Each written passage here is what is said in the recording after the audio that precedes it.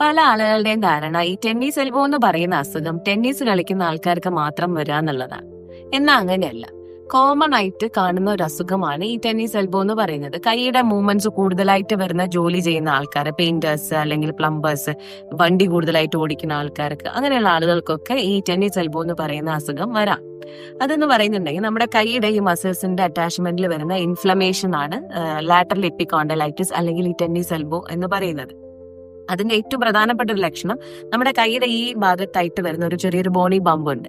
അതിന് തൊട്ടടുത്തായിട്ട് വരുന്ന നല്ല വേദനയാണ് ഇതിന്റെ ഏറ്റവും പ്രധാനപ്പെട്ട ലക്ഷണം. അത് ചിലപ്പോൾ നമ്മുടെ കൈയിലേക്ക് റേഡിയേറ്റ് ചെയ്ത് വരാം, റിസ്റ്റിലേക്ക് വരാം. നമുക്ക് കൈക്ക് കുഴച്ചിൽ പോലെ, വീക്ക്നെസ് പോലെ തോന്നാം. സാധനങ്ങളൊക്കെ ഹോൾഡ് ചെയ്യാൻ, ഗ്ലാസ് ഒക്കെ ഹോൾഡ് ചെയ്യാനൊക്കെ ബുദ്ധിമുട്ടായിട്ടൊക്കെ തോന്നാം. ഇതിന് വളരെ ചെറിയ ട്രീറ്റ്മെന്റുകളോണ്ട് തന്നെ മാറ്റിയെടുക്കാൻ പറ്റുന്ന ഒരു അസുഖമാണ്.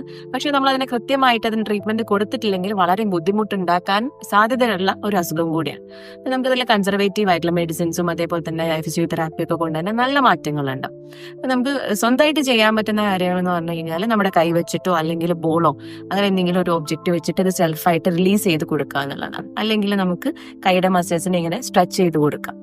ഈ രീതിയിൽ നമുക്ക് അതിന്റെ ചെറിയ രീതിയിൽ അതിന് മാറ്റങ്ങൾ കൊണ്ടുവരാൻ പറ്റും. അങ്ങനെ ചെയ്തിട്ട് മാറ്റങ്ങളൊന്നും കിട്ടുന്നില്ലെങ്കിൽ നമ്മൾ ഡോക്ടറെ കൺസൾട്ട് ചെയ്യുക, കൃത്യമായിട്ട് മെഡിസിൻസും അതേപോലെ തന്നെ ഫിസിയോതെറാപ്പി ഒക്കെ അതിന് വേണ്ടിയിട്ട് സ്വീകരിക്കുക.